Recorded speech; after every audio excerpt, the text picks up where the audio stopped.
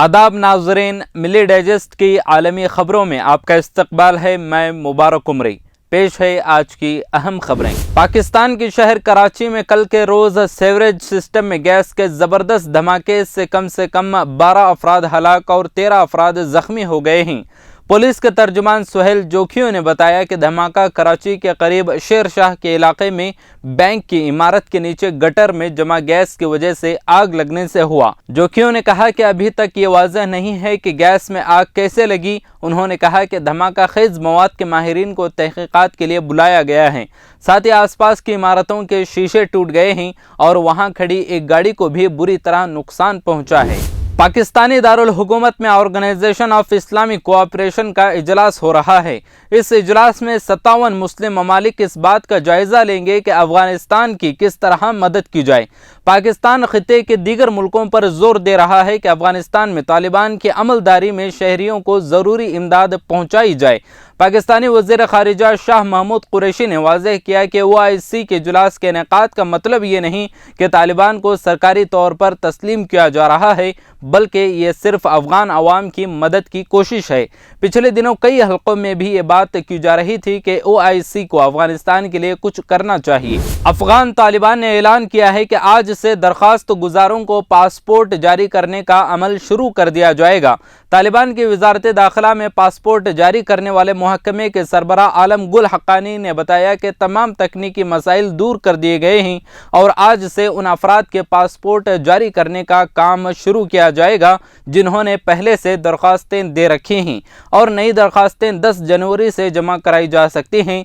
तालिबान की तरफ से 15 अगस्त को काबुल पर कब्जे के बाद से दीगर पॉलिटिकल इशूज़ की तरह पासपोर्ट्स जारी करने का अमल भी रुक गया था। वर्ल्ड हेल्थ ऑर्गेनाइजेशन ने बताया कि कोरोना वायरस के नई वेरिएंट ओमिक्रॉन की 89 ममालिक में तस्दीक हो चुकी है।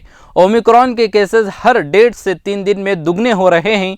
इदारे के मुताबिक ओमिक्रॉन के केसेस उन ममालिक में भी तेज़ी से फैल रहे हैं जिनमें अवाम की बड़ी अक्सरियत वैक्सीन लगवा चुकी है, मगर फिलहाल ये वाज़ह नहीं है कि ये किस वजह से है। ये वेरिएंट वैक्सीन लगाने के बाद भी हो सकता है या सिर्फ इसलिए कि ये ज़्यादा ख़तरनाक है। WHO ने सारे मुल्कों को ओमिक्रॉन के बारे में जानकारी शेयर करने की हिदायत की है।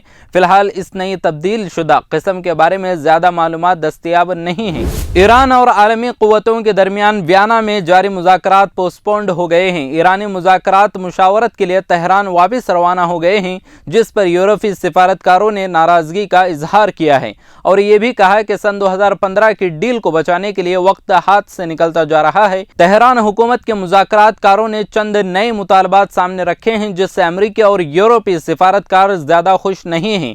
वियना में बातचीत का यह दौर 29 नवंबर से जारी है। मुज़ाकरातकारों ने उम्मीद जाहिर की है कि ईरानी नुमाइंदगान जल्द वापस आकर बातचीत को आगे बढ़ाएंगे। सन 2020 की तारीकी के दरमियान ब्राज़ील में साइंसदानों ने माहौलियाती तहफ़्फ़ुज़ के मुताले का संगीन नतीजा निकाला है, जिसमें पेंटानॉल के इलाकों में जंगल की आग से हलाक होने वाले जानवरों के तादाद पता लगाने की कोशिश की गई है।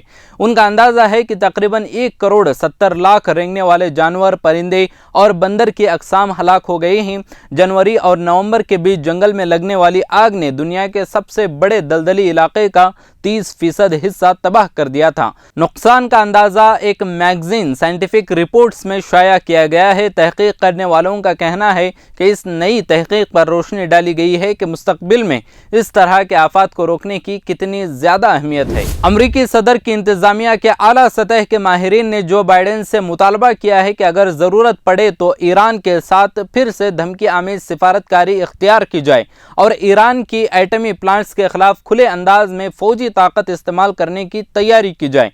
माहिरीन ने खबरदार किया है कि जौहरी मामले में ईरान रेड लाइन क्रॉस कर चुका है। बयान में कहा गया है कि ईरान का हालिया रवैया इस बात की जानिब इशारा देता है कि वह न सिर्फ जौहरी हथियारों के इख्तियार को बरकरार रखना चाहता है, बल्कि वह इस सलाहियत को तरक्की देने के लिए भी काम कर रहा है। अमरीकी माहिरीन ने याद दहानी कराई कि 2015 के जौहरी मुआहिदे में तय पाया था कि यूरेनियम की अफसुदगी का ज़्यादा से ज़्यादा तनासुब सिर्फ 3.63% ही रहे। नेदरलैंड में कोरोना वायरस के नए वेरिएंट ओमिक्रॉन के बढ़ते खतरे को देखते हुए क्रिसमस से पहले लॉकडाउन का ऐलान किया गया है।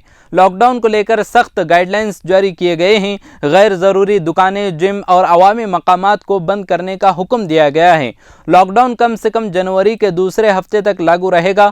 ساتھ ہی یورپ کے کئی ممالک میں اومیکرون کی وجہ سے پابندیاں لگانے کا اعلان کیا گیا ہے۔ حکم کے مطابق نیدرلینڈز کے سارے اسکول کم سے کم 9 جنوری تک بند رہیں گے۔ کسی کے گھر میں 13 سال سے زیادہ عمر کے 2 سے زیادہ گیسٹ کو آنے کی اجازت نہیں رہے گی۔ 24 سے 26 دسمبر یعنی کرسمس کے دنوں میں گھر کے اندر کم سے کم صرف 4 گیسٹ ہی آ سکتے ہیں۔ آج کی عالمی خبروں میں فی الحال اتنا ہی۔ مزید ملک و دنیا کی تازہ ترین خبروں کو جاننے کے لیے دیکھتے رہیں ملی ڈائجسٹ۔